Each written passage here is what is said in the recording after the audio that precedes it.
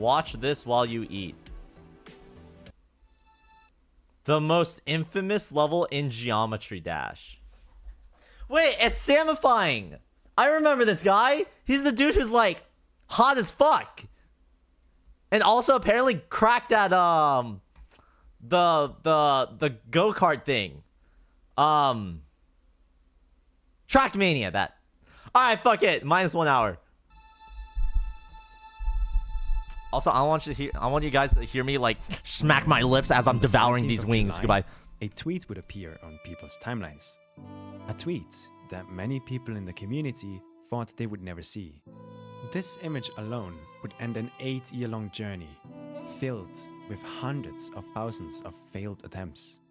I would absolutely love to tell you the story of this moment. I'm sorry. What is the what's the most retries ever on a single map by any person on Osu? Does anyone know? The Kush Van Man that's only 22,000. Bro, these guys are at literally hundreds of thousands of attempts. Does anyone have that? Mega Mix does, unironically. What? Most played. What?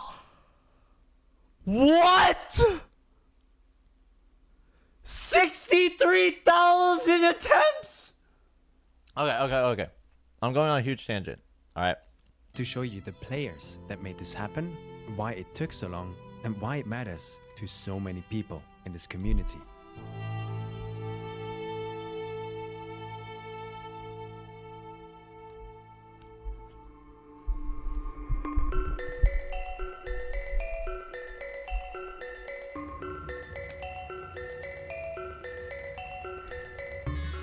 If there's one thing that I've noticed from my past two videos, it's that a lot of you actually had Geometry Dash downloaded on your phone. Why the fuck does this guy not use like?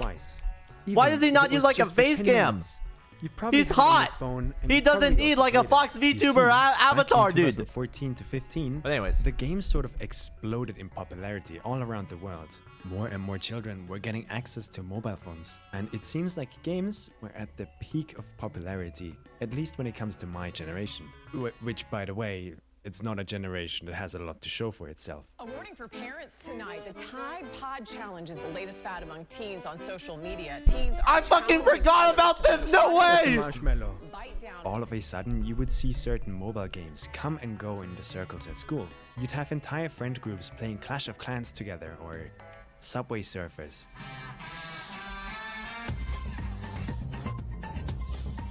Out of all of the games that we played back then, only one stuck around with me. Not because I love seeing a square jump over spikes, but because it had something I had never seen before. Geometry Dash is a very simple game. As a player, you control this icon, and your only goal is to reach the end of the level without touching any obstacles that come your way. You're constantly moving to the right, so your one and only task is to press the jump button at the right moments to survive. However, if you thought the game would stay this simple, you better give yourself a good old clapperino, because trust me, things get crazy. You see, the square is only one of 7 game modes that the game has to offer. Harder levels down the line will throw multiple gameplay swapping portals at you, and it's up to you to keep up. All of these abide by the same one input rule. There is only one jump button to press, but what happens to the player after that button is pressed is determined by what game mode you are in. For the ship, it's a simple increase in vertical velocity the longer you hold the button. For the UFO, it's like Flappy Bird, where you can do multiple jumps mid-air. For the wave, it makes you ascend in a 45-degree angle, and so on. I won't bore you with the specifics of every game mode. I actually appreciate them explaining this because I know nothing about Geometry Dash. So this actually, what the hell? Now, imagine taking all of these gameplay mechanics, donating a bunch of basic blocks and designs to use, adding triggers that can manipulate things during gameplay, and then you tell every single player that they can do whatever they want with them.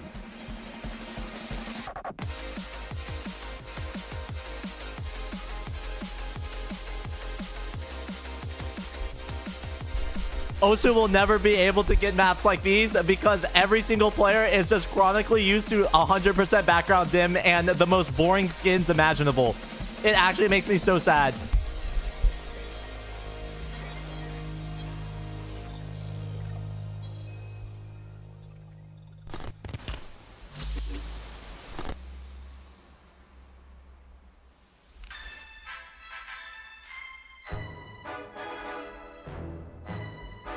What is this now?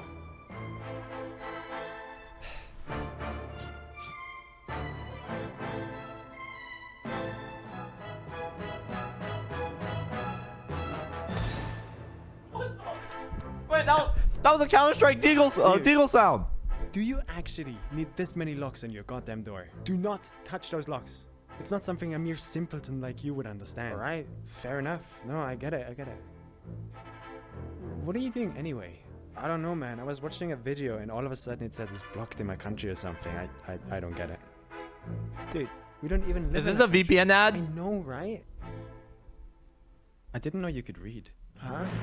We probably all have experienced something like this. May it be a video game, a search in your map where any press circle you are stuck in. God damn it!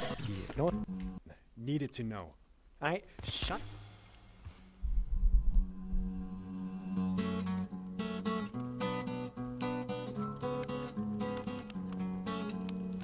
Now that you've seen what's possible, I hope you can also see what hooked me to this game. It was the level editor, and more importantly, the creators that were using it. From creating ridiculously stunning levels that have thousands of objects, to coding their own game in Geometry Dash, to literally recreating the movie Shrek using artificial intelligence. You are joking. What? The community has done some absolutely insane things over the years. It feels like players were given a limitless amount of tools with which they can basically do anything with. But this is only one side of the game. After all, what would level creators be without players to play their levels? And trust me, on the player side of the game, people have managed to do stuff that's just as impressive. Let me show you. This is the first level in the game. A simple introduction to the first two game modes. Oh my god, wait, I think I remember playing that on like cool math games or some shit. On the line, you will meet Clubstep. This is the Wait, was that a first pirated version? difficulty level that you will encounter. I was in like high school or Here, some shit. You have to balance the majority of game modes plus gameplay elements like orbs and pads. On top of that, the level introduces fake pathways and very difficult timings. This one took me hundreds of attempts to beat, and I remember getting really frustrated. And this is what people in the community are doing while you are crying on Clubstep.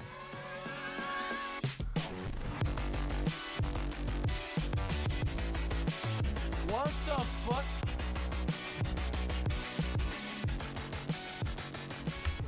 Yes! I have thousands of hours in this game and I still don't understand how people do this. If you watched my Impossible Levels video, you know how this came to be. You know what led to these players becoming so good at this game. And in the end of that video, I talk about a very specific level. A level that stood unbeaten, cheated, hacked for almost 8 years. The level's name was Silent Clubstep.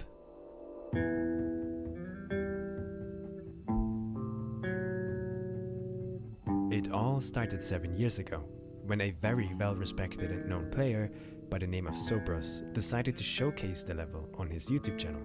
This was what many people believe the catalyst to the level becoming so widely known. After it was thrown into the limelight, it slowly started getting more and more attention, until it eventually snowballed into one giant meme. The level was so ridiculous that it was cross-referenced everywhere in the community as the hardest level out there. If you were in the community, you knew about this level, and so did everyone else, and I'm here to show you why. With a level editor present, it was pretty obvious from the start that not everyone would use it to create normal levels. Do not make me come over there, alright?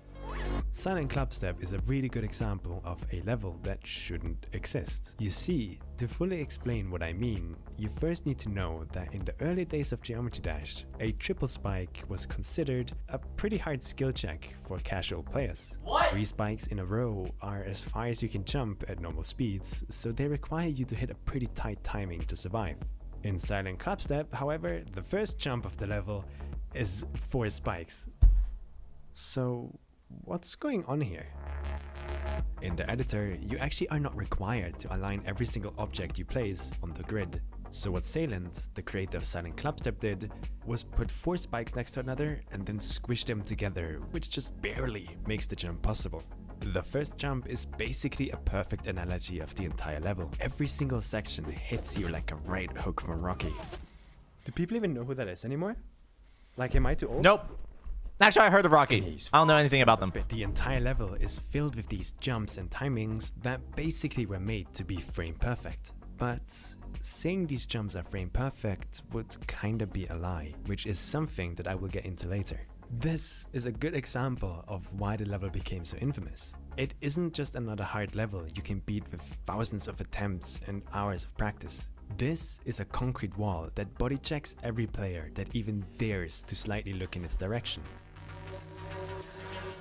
I could go over every single timing in this level and explain why they are so ridiculous, but I would be wasting your time with a lot of small fish. Small fish that still are the spawn of Satan, don't get me wrong, but instead of doing that, let's talk about the actual leviathans that make this level so infamous. These border on the line of what's humanly possible. If the first jump was a cake, this section would be the Bagger 293 on top. What? By now, you should kinda have a rough idea of how the ship game mode works. Over the years, the community developed a specific skill called straight flying. This is required for when levels throw stuff like this at you. There's no way you make it through these tight corridors of spikes unless you tap in really fast but precise rhythms to keep the ship perfectly straight. This is way harder than these. Chat, what OSU BPM are we talking? Does any GD players know the translation in terms of like mouse clicks to tapping in OSU? We throw all of that out of the window and make a straight fly corridor that isn't straight at all. 130 BPM and 1/4? That's nothing, bro. Isn't even straight, unless you're single tapping it. That's 180 BPM. Spikes that for some reason need to be lower than the others, making this basically everything but a straight fly. On top of that, the creator Salient decided we need a mirror portal and a gravity switch portal halfway in, basically removing any last chance of trying to see where you are. Do not forget, you're doing all of this in almost complete darkness. I tried recording footage of this thing for this video, but I had to slow down my game to 0.25 speed. I couldn't even make it past the first 3 spikes with that, so enjoy some no-clip footage. You're welcome. You might have noticed that sometimes the player icon overlaps with spikes or obstacles, but I don't die. This works because existence itself is an illusion and you should never trust anyone, not even yourself. Hitboxes in this game are weird. Instead of following common sense and making them the same size as the texture, the developer of the game was forced by some mysterious entity to disobey basic geometry. Just like me in preschool. Good morning, Todders. We'll get top 100 tomorrow. We've been hyping this up for the past like 5 years, you know. Tomorrow will be the big day where I jump from 160 to the top 100. Yep. So maybe don't touch it.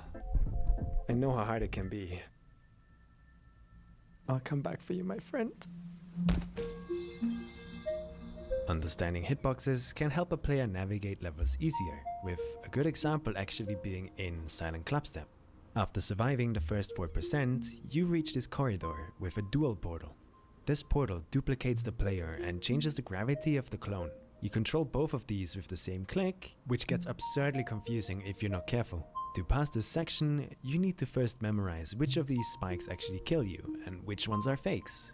This quad spike jump is There's memorization in this game too? Not, the best way to tackle it is by hitbox cheesing it.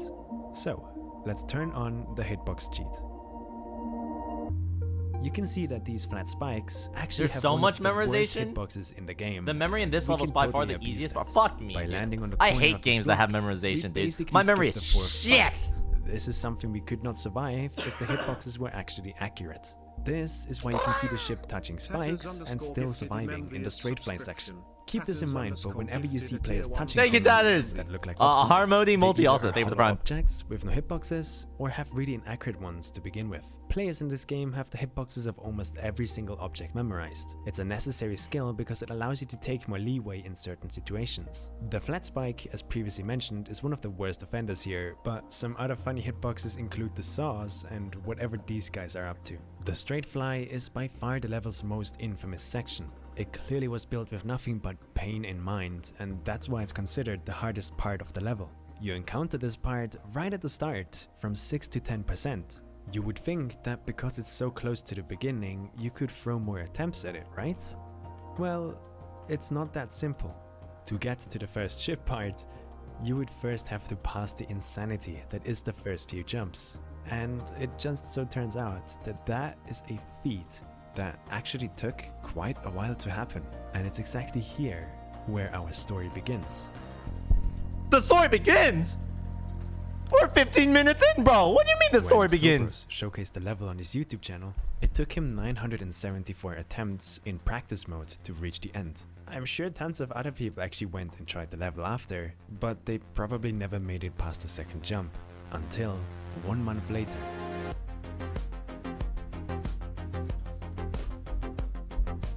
Emirate became the first person ever to reach the ship part without using practice mode, except he probably wasn't. It's very likely that a bunch of people actually had done this before Emirate, but they didn't record it, like Sobros. Emirate was the first recorded proof, so I'll put his name here with a shiny asterisk. It says a lot about a level when 7 years later, people still upload videos of them achieving 6%. It took an entire month to reach it, and now people were finally facing the harsh reality of this level. Players were coming to terms with the fact that attempting to get any further than 6% was pretty much futile. The ship part alone was just too brutal. In the comments of Emirate's video, you can get a glimpse of how players' mindsets were back then. My best is 20%, but I forgot to record. Sure. Well done, but I think that flying part is impossible. Wait a minute, that's the creator, that's Salent. I have the world record of 100%. I'll upload very soon. Over the years, tons of people have claimed world records, but 90% of the time, they were lying. Like, dirty, lying Larrys.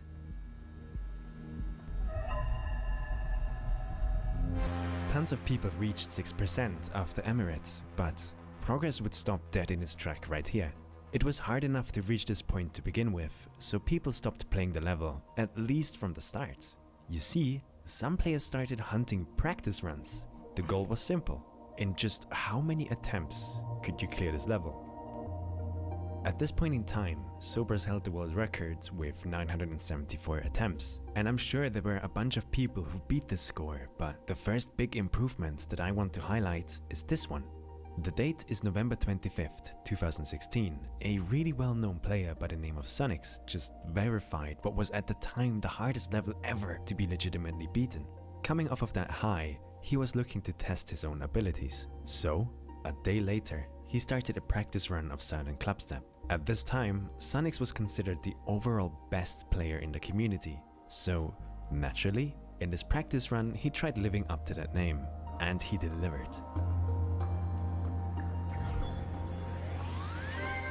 495 attempts. This basically cut Sobers' attempt count in half. It showed that the overall standard for skill had risen. Maybe, finally, players had caught up with the level and could try beating 6%.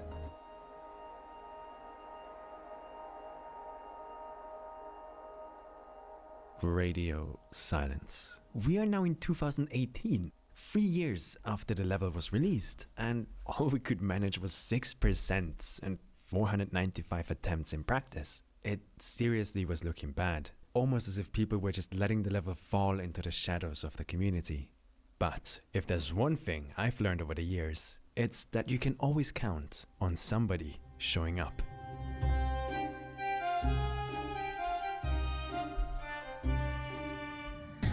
7%.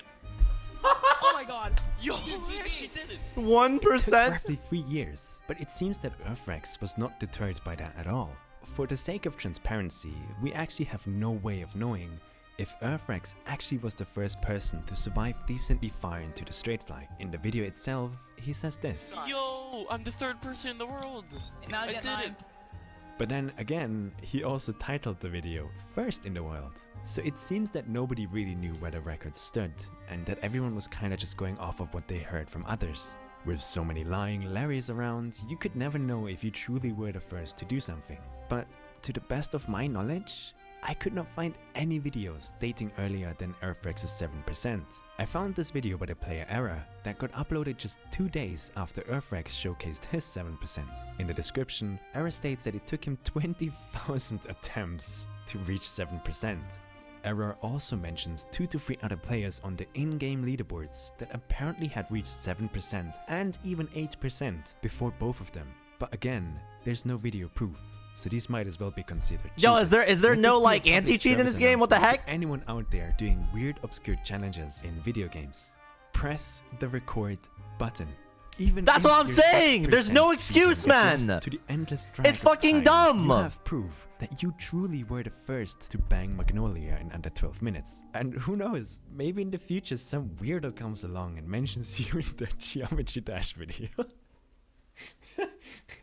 A fate's worse than death. The 1159! Fucking yes, dude. Sub 12. 7% was a tiny but really important step forward. Although it didn't get that much recognition, it still showed that there were players that were willing to fight, even if it's 1% at a time. And just like with 6%, this is where the brutality of this ship section really showed its fangs again. 2018 and going forward, nobody would be able to match Earthrex's run. It seemed like a repeat of 6%, where the level would go completely silent. Clubstep. But this time only for a year. In 2019, Purell Collie almost was able to beat the level in under 300 attempts in a practice run. An entire year would pass again, and in 2020, Era became the first person ever to beat the level in under 200 attempts. But wait, why does his personal best say 8%?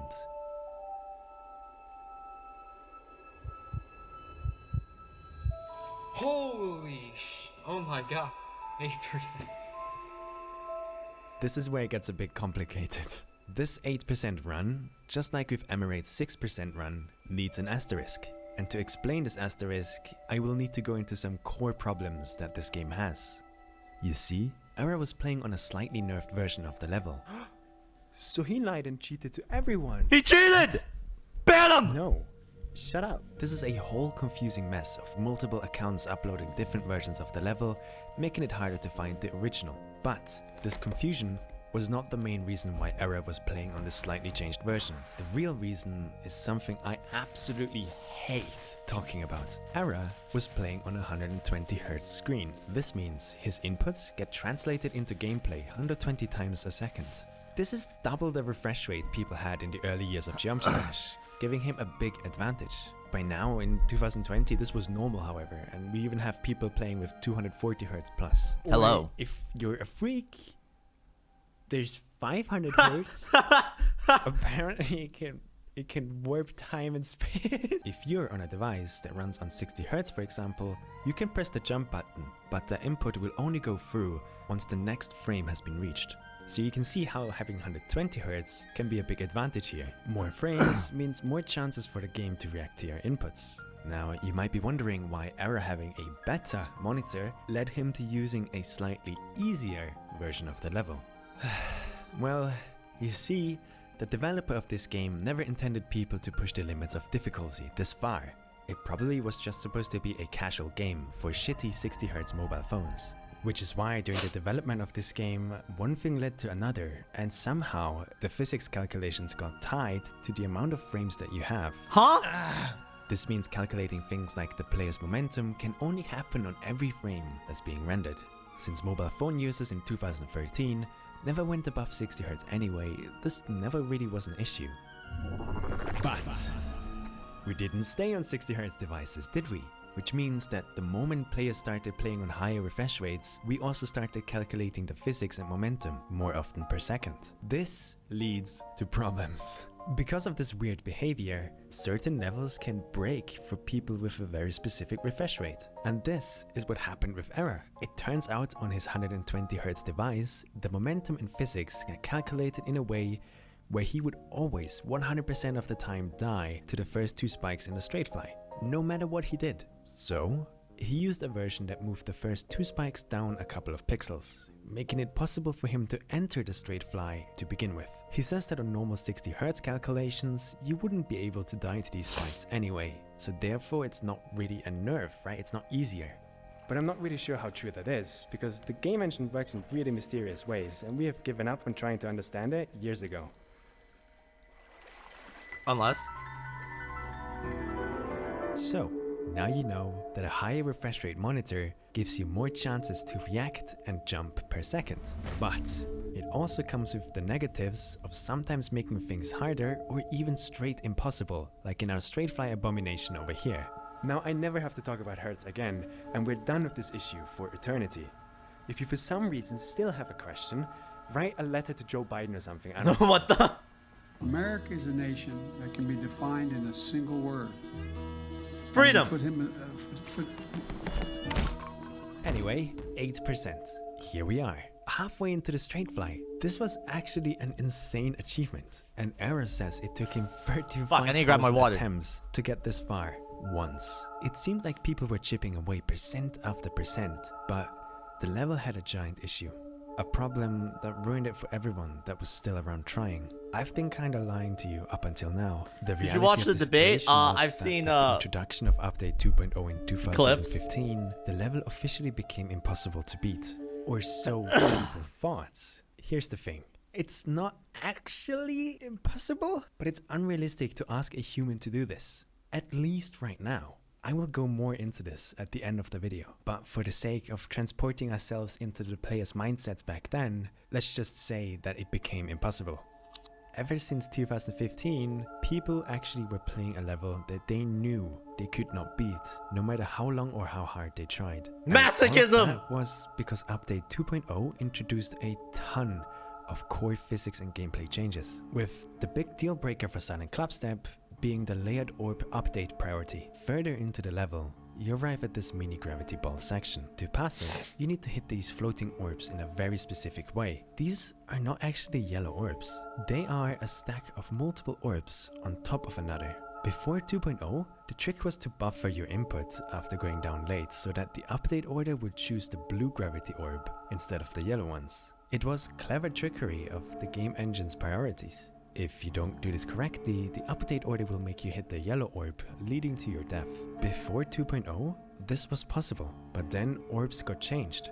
This means that no matter what you did, you would always hit this blue orb, making the section seem completely impossible. This layered orb technique is used again, way later in the level, so that makes it two parts that completely broke with the update. For 5 years, players were playing a level that was slowly breaking apart every update. It was all about seeing how far they could get. And in some weird parallel universe, where players miraculously passed the straight fly and managed to actually reach these layered orbs, this is where the story would end. But we don't live in that timeline. We live in the good timeline. On the 8th of June 2020, this video would appear on YouTube. Then player Iced Cave managed to get into contact with the original creator of the level. Both of them knew the legacy this level had in the community, and together they decided it was time to put this issue to rest.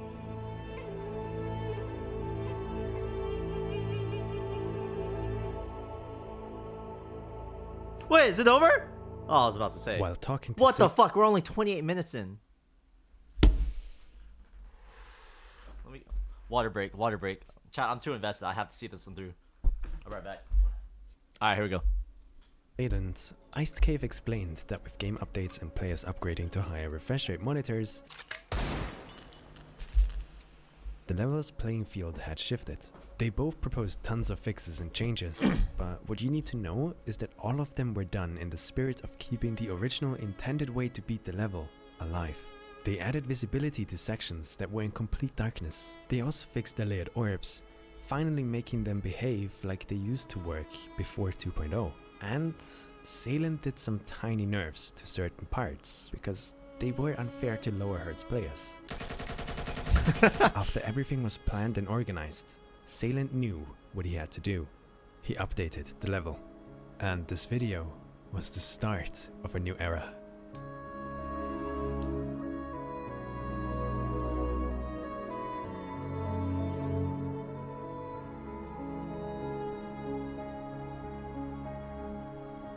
One day after the update, the player Septagon would show off his progress. He finished the level from 62%, meaning he placed a start position and played from there.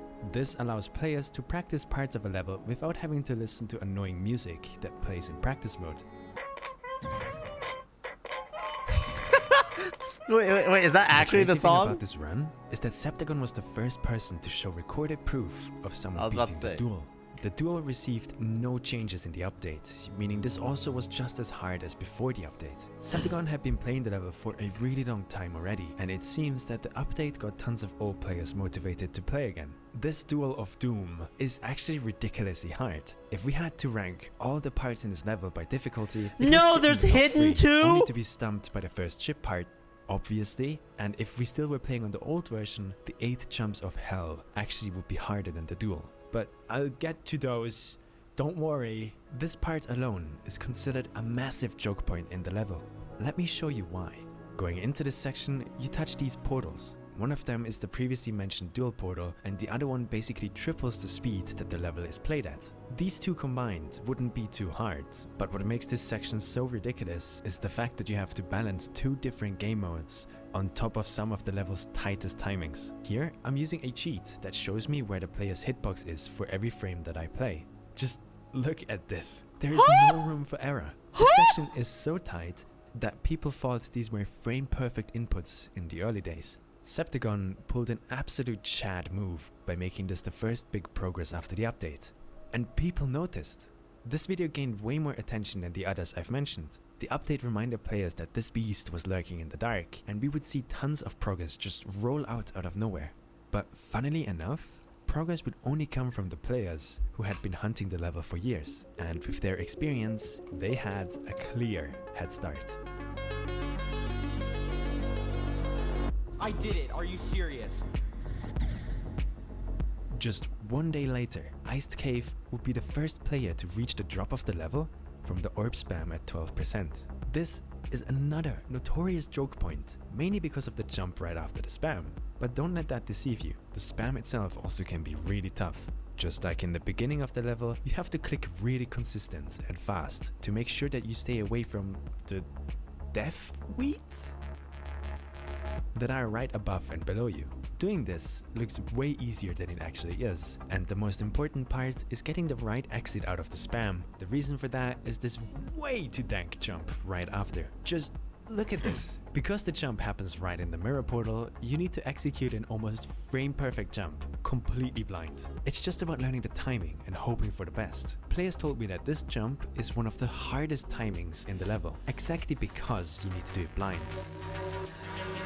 Iced Cave became the first player ever to do this entire section in one go, reaching the drop of the level. I sadly can't play the music of the level because it's copyrighted, but right around here is where it goes absolutely crazy. In just 2 days, these players had already dropped progress, which would have been ridiculous to claim 3 years ago. At this point, there were a bunch of people pushing the limits on the level, but the next big progress would come from Septagon on June 18th, where he would do 48 to 98%. No, I messed up the memory. Oh my god. 48 to 98, are you kidding me? 50% of the level in one go, just done like that. To an outsider looking in, this was insane. This included the miniship section, the layered orbs at 60%, the insanely hard duel at 62%, the 8 jumps of hell, and the giant invisible maze at the end. Well, kinda. Oh my god. Right at the end of the level, the creator decided to have a one-on-one fistfight with the Grinch to find out who truly was the most evil creature in the land. I say this because the final part you have to pass is actually the easiest in the entire level, in theory. Now you might be confused on why that's a sign of basically being the equivalent of Satan in Geometry Dash. You see, in a crazy alternate timeline where players would somehow gain superhuman capabilities and actually reach this part in a legit run, their nerves would basically be conducting World War III in their brain while they try to scramble their shaky hands together to not choke the 100%. Think about it. In over 7 years of playing, you would be the first person to push this far into the level, and you would come to the realization that this is it. This is the one chance you have to pull it off. If your brain cells wouldn't short circuit at that point, you wouldn't be human, which is why it's so evil from Salient to make the last 20% of the level an invisible memory maze. This is what the player sees, and this is the invisible objects he's trying to avoid. The last 20% require the player to memorize a pattern of 10 numbers. You jump 4 times, you descend 1. Jump 3 times, fall 2.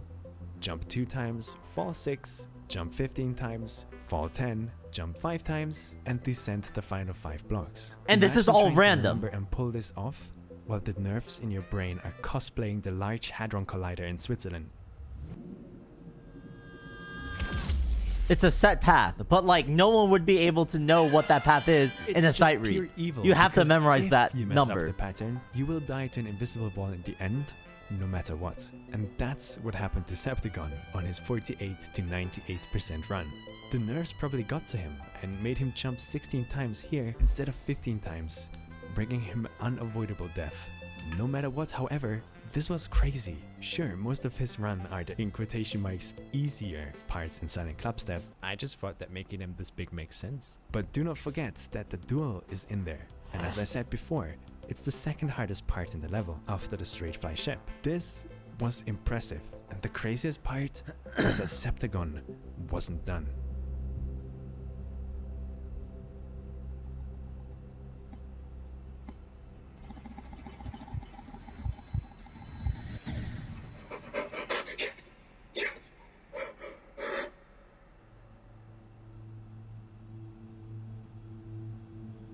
You can hear it in his voice. Things were moving. Progress was happening. And now, players officially were at the verge of breaking the wall. A wall that stood in their way for over 5 years at that point. But they were this close. If they could break through the ship part, the wall would fall. And players would finally be able to test their skills on the later parts in the level. And I say this because 5 days later, Era would do this. Yes! I did the run. With this achievement, players now had completed every part before the drop in 2 segments. Septagon with his 9% and Era with his 9 to 25 run. This is actually ridiculously hard because it includes 2 of the hardest individual timings in the entire level. One of them is the previously mentioned blind jump right after the orb spam. You dirty little scoundrel. The other one is the seemingly easy looking section. After hitting a really tight timing over this triple spike, you go blind because of the mirror portal. This makes seeing what's next really hard. Usually, players look for visual cues to calculate their jumps, but because of this mirror portal, it makes the next jump incredibly hard to set up. You might think to yourself, Why doesn't he just let the cube slide onto the blue pad? Oh. you dumb cretin, absolute bumbling buffoon. You need to jump because touching these blue pads too early sends you into the gravity switching portal, which in turn sends you to your doom. This jump all is about trying to squeeze yourself between the blue gravity switching portal and the death weeds. If you add on top of that you're in the middle of a mirror portal transition, being completely blind, and trying to line up the jump perfectly on top of that, makes this entire part a really insane choke point in the level. So, with Era achieving 9 to 25%, players could theoretically make it to the drop if they just made it past the first chip part. But what about the parts after the drop itself? Well, a week later, Era would come in again and show that players were ready for it. Oh my god, nice. That was a really good run. For one reason or another, the parts between 24 and 66 are considered some of the easier parts of the level. But still, we have learned time and time again that easier means nothing in Silent Clubstep. If someone could somehow chain these 3 runs together, it would equal a 66% run, which would just be mind-blowing. The first miniship part features some very tight gaps, and the section right after requires perfect feel for how the ship behaves between gravity changes. Right after that, Era had to pass the previously mentioned mini-ball section that has the layered orbs, which got considerably harder after the update. After Era survived those, he goes into a blind UFO section that just throws mirror portals at you as if they were the dressing for your favorite salad.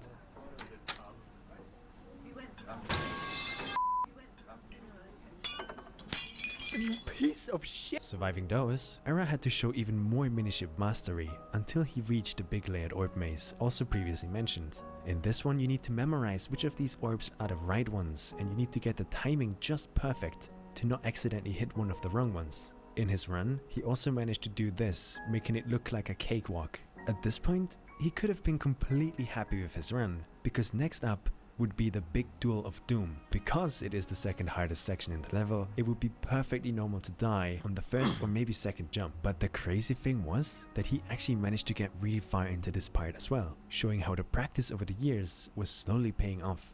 He wasn't actually the first to do a run like this. Almost a month earlier, Septagon did 24 to 63, dying instantly into the duel, showing just how much this part can be a joke point. Players had been grinding these sections for years, and it felt like everything was slowly falling into place. In a real run, the job would be all about keeping focus. These parts are not as impossible as the others, but I can see them going really wrong if you let the excitement of passing the first 24% get to you. However, getting anywhere past 24% means beating the straight fly and getting past these incredible choke points, which up until now has shown to be the greatest challenge in the level. So wait, there are multiple straight flies in this? All of this. I thought the straight fly was at changed. 6%.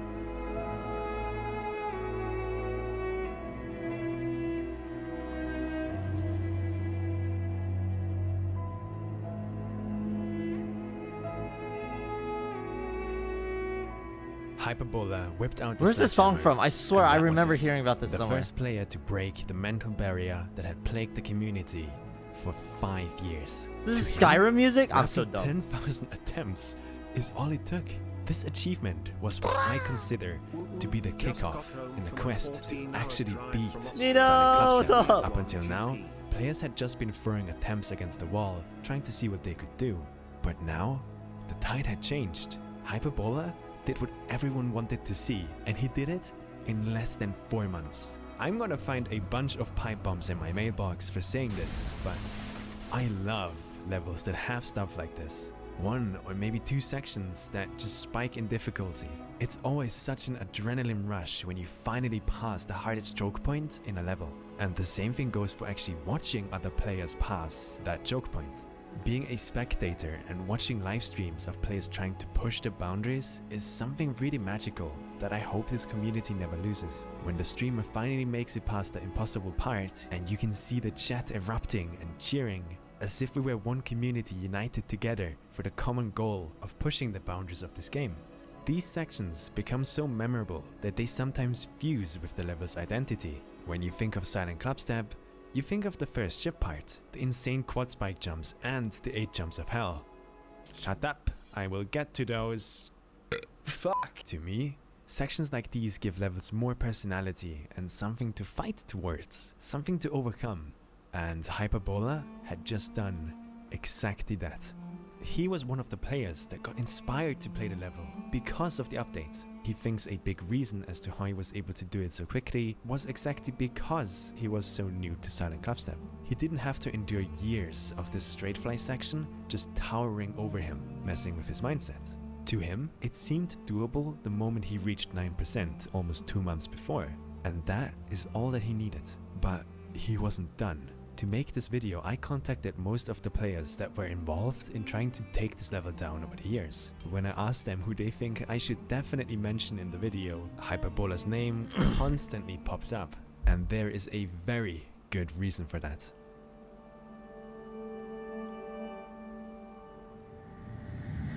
Aw, come on.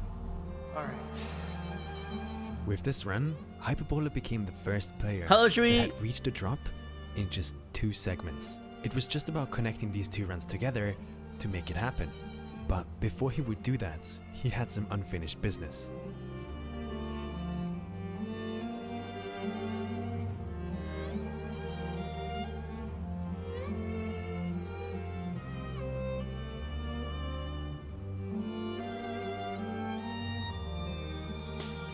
To 100.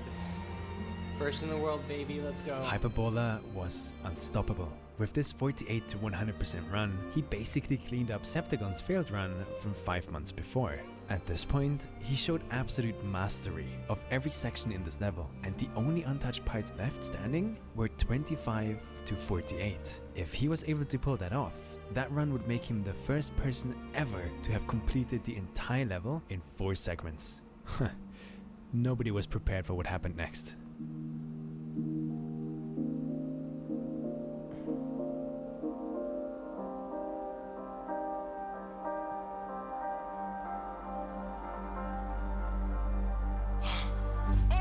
I did 24 to 100.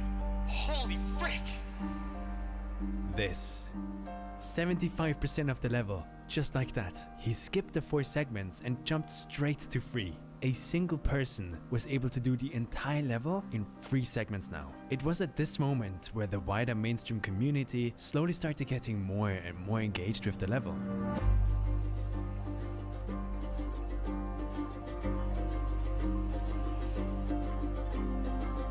The video When you see it. blew up.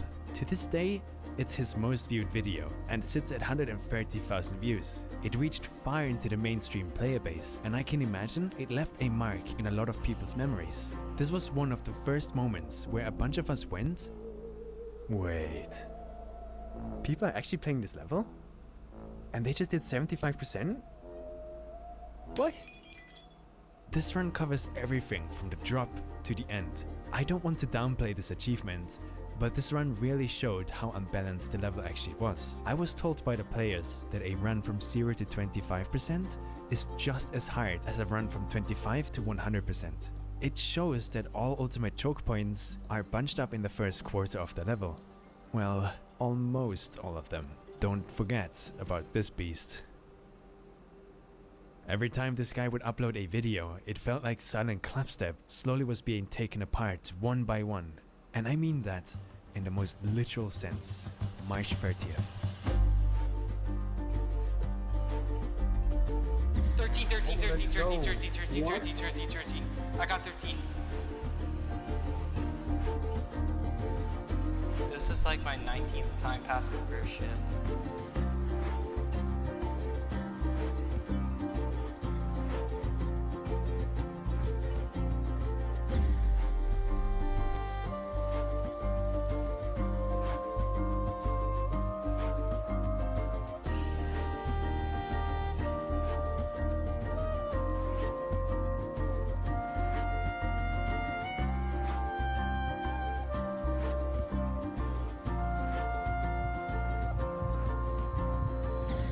I got 15.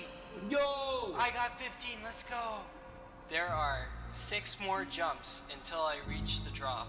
So there are 6 more jumps left until I get the level in 2 runs. Just utter dominance. This is why his name always came up when I asked about important players. In the span of 1 year, this guy had taken it upon himself to give the level a taste of its own medicine. And in my opinion, he succeeded.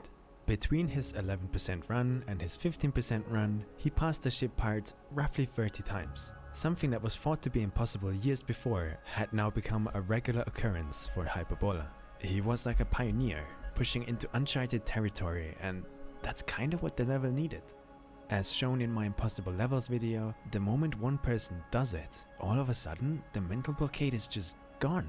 And that's exactly what happened here, because a week later, a player by the name of Vision would enter the stage and tie Hyperbola's 15% run.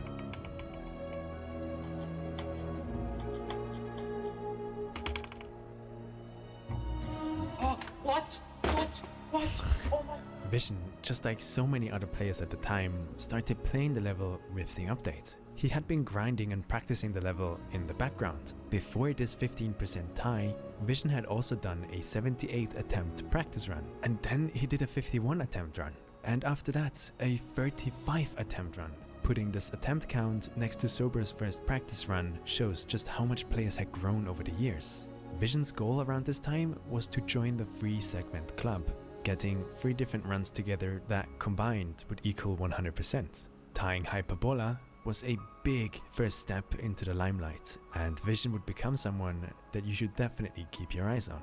He was the first person to give Hyperbola a run for his money. It seemed like these two were the top contenders, but I think there was nothing that could have prepared the community for what was next.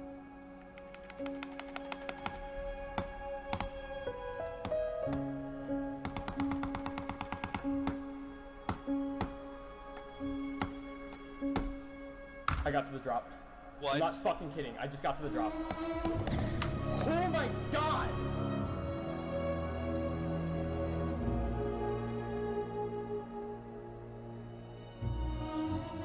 After 6 years of 1% improvements, another new player would appear and completely stun the community.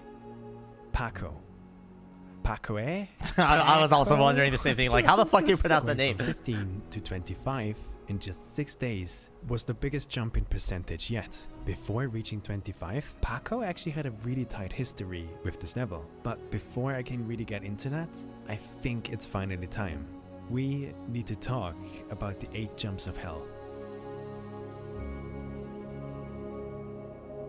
Who comes up with the names for these sections? The 8 jumps of hell are the 8 minicube jumps you can find right before the giant maze at the end.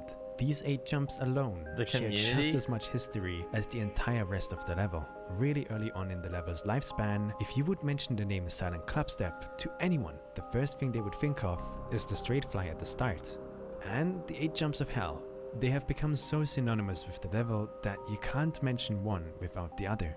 But why is that? As I explained, in the early days of the game, people were playing on pretty poor devices. And as you know now, anyone playing on a 60 Hz device has an incredible disadvantage in this game. This means that back when the first few players discovered this level, the moment they reached this section, they were confronted with a reality check. A reality check that at the time was considered just as shocking as the first straight fly. You see, there was a tiny problem back then that made doing all of these jumps in a row, well, how would I say it? Impossible. He finally I said turned the on a word. cheat that allows me to slow down the game. I also turned on a second cheat that shows the Trajectory. I also turned on the second cheat that shows the trajectory of the player if I were to jump on this current frame. So if I press jump here, I would land there. Pretty simple. Let's descend into the depths of 60 Hz and check out the 8 jumps of hell. Wait, there's not a single frame where the jump looks possible. Huh? Unless I go into practice mode. So, what's going on here? Well, the creator of the level used the practice mode to check each and every individual jump to see if it's actually possible to pass it. The problem arises when you find out years later down the line that the practice mode makes the players behave differently than they would in a normal run. The issue boils down to frame alignment. Huh?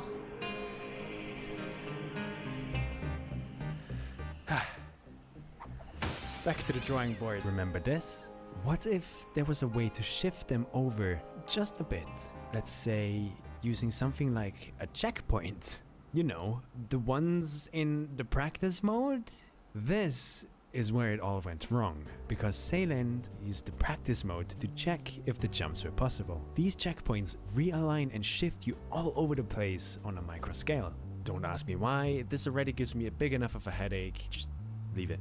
This means that when Sayland checked to see if these jumps are possible, the shifting and moving and huffing and puffing made it seem like they were possible on 60 Hz, but in a normal run, they actually weren't. It's nearly impossible to change the frame alignment during a normal run. You would have to hope for a random lag spike or a cosmic gamma ray bit flip, which is not really something that can happen bit flip! multiple times, perfectly placed between these jumps and during a real run. So, conclusion? In the early days when everyone was still playing on 60 Hz, this section seemed completely impossible. People thought they knew the jumps were possible because of the practice mode weirdness, but in reality, they just weren't.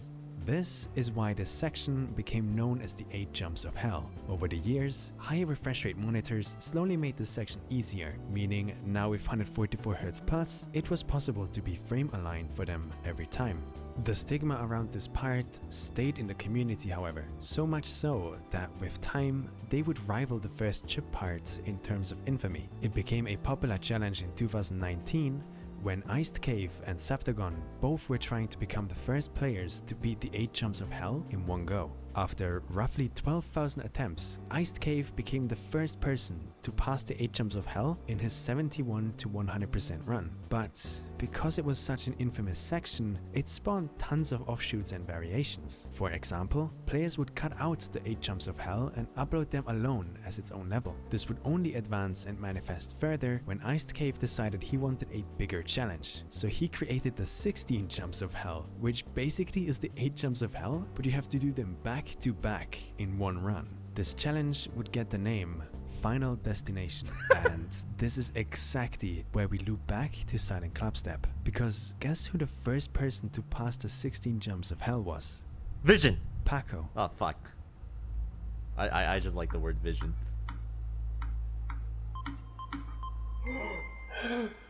Oh my god.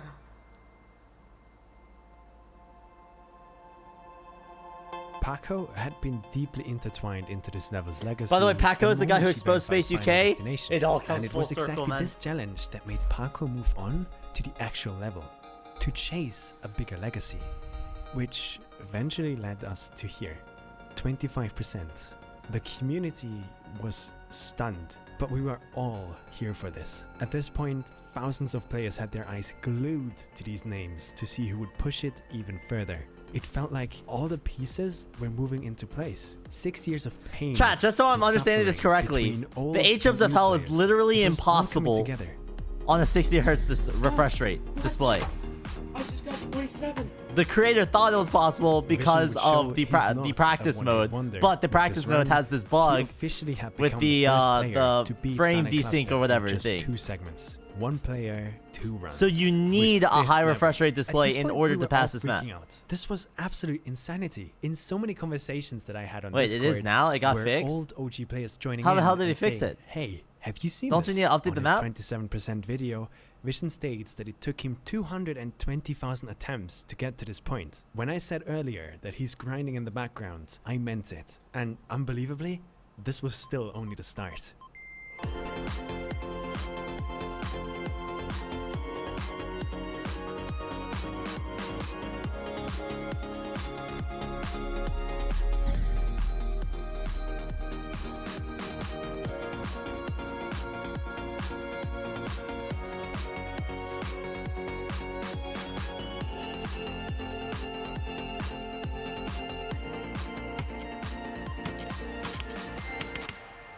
Whoa, I got 65 on Silent Clubstep. I got 65. It was right here where the entire community activated.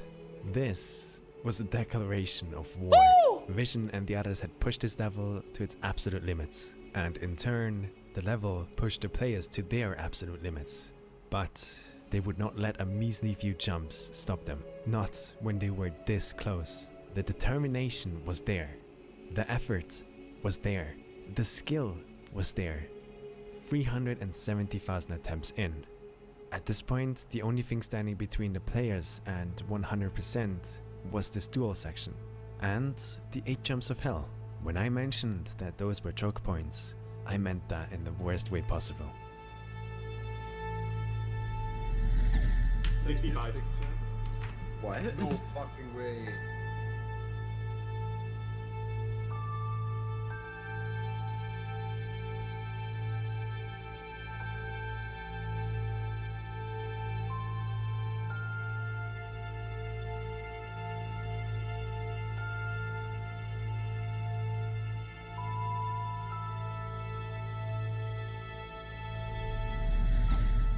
Holy shit. Oh my god. What the fuck? What the fuck? What was that? What was that? How do these guys play in a Discord voice chat? That makes no sense.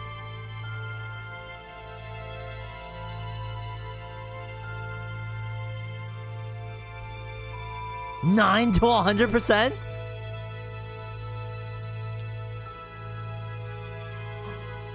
Thank you. Chat, I'm gonna get fat.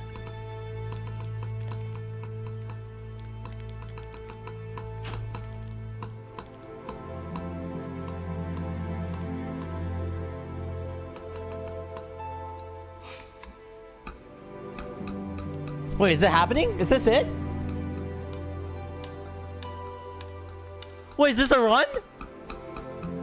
No way, this is the run, right?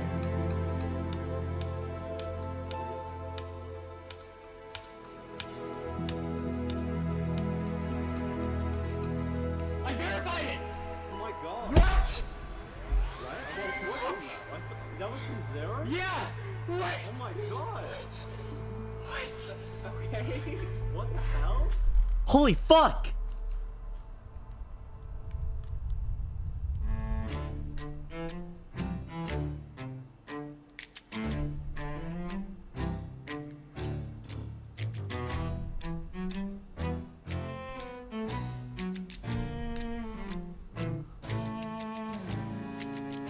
I cannot even begin to tell you how big of a moment this was for the community.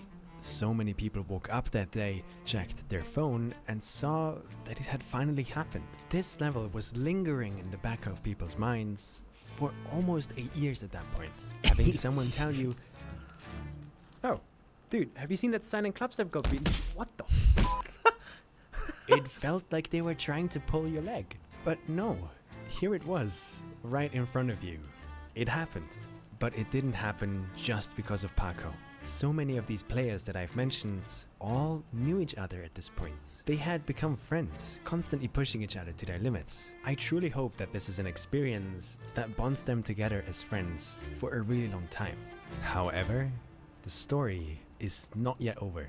In fact, someone watching this video right now could be the one to take the next step.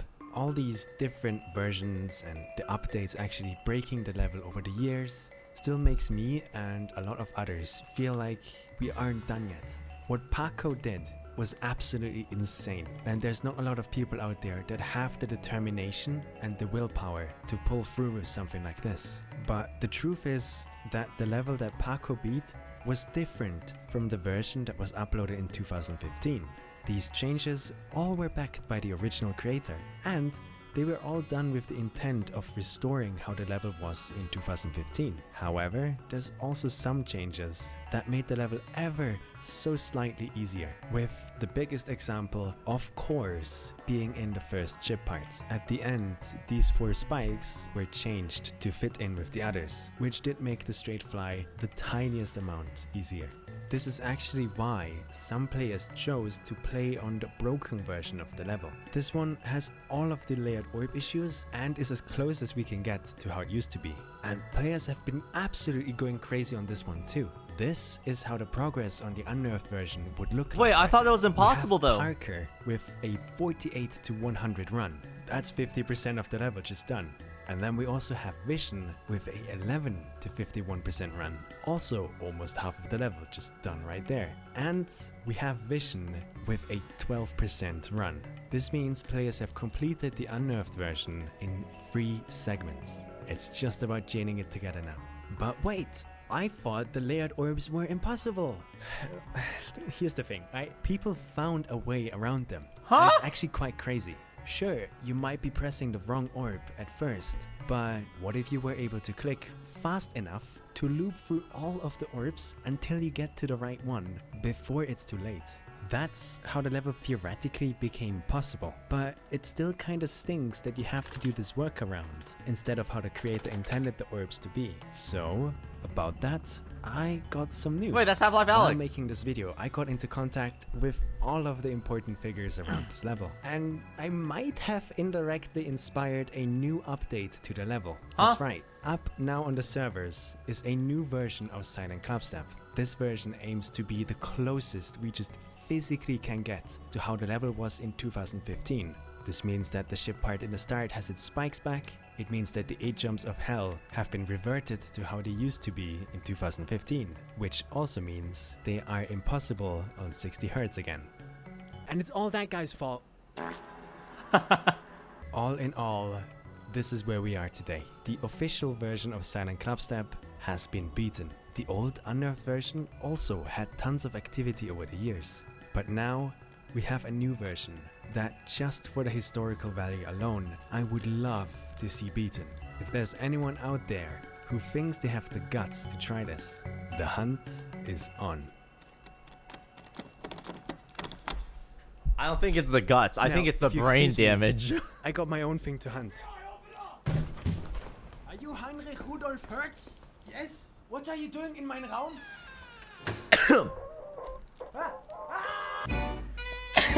What?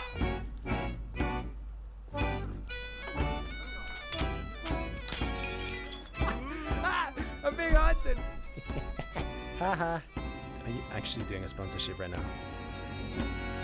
No, I don't like chess! I can't believe this world is...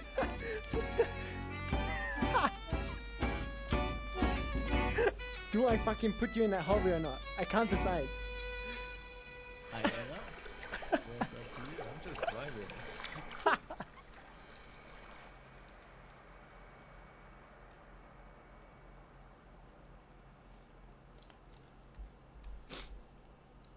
Chat. Who do I need to find to make videos like this for the Osu community, man? There are so many groundbreaking scores that I feel deserve to be presented in an accessible way like this. The first FC on Yomi Yori, who then FC'd it twice. The story of the Big Black, how it became infamous, and the players that made groundbreaking achievements on it, etc, etc. You already have them, the Osu Rewind squad. I'm looking for a documentary, not a Call of Duty highlight reel.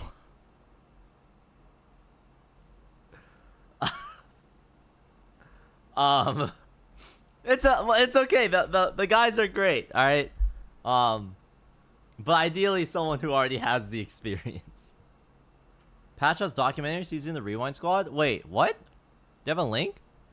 I've talked to Patch before. I didn't know he did documentaries. You need someone with the 3D furry model. I can finally put my fursuit to the test, or fursona. That's what it's called. All right, it's all good. Literally this. Ever since the implementation of PPV2 in 2014, there's been a desire to push the record past its previous limits. And with this desire comes barriers. Barriers that can sometimes seem impossible to break. This is the story of how the most legendary barrier in Osu was completely demolished in a single day. It's nearing the end of 2018. The top play was... So, yes, but I think the problem with videos like these is that there's a lot of exaggerated, unsourced claims. Like, we need the source, all right? Not a person's, you know, saying shit. We need to see the actual stuff, you know what I'm saying? Also, it's not a ton of editing, it's just talking over replays. Yeah. Like, I remember a long time ago, back when Brummaster was still, like, actively uploading. And, like, I've seen a couple of his videos, but, like, even the video that he did of me was not 100% accurate, you know? Patch documentary video he did. Oh, is this about the incident? It's a good video. And I think it's definitely the closest thing we have to quality Osu documentaries.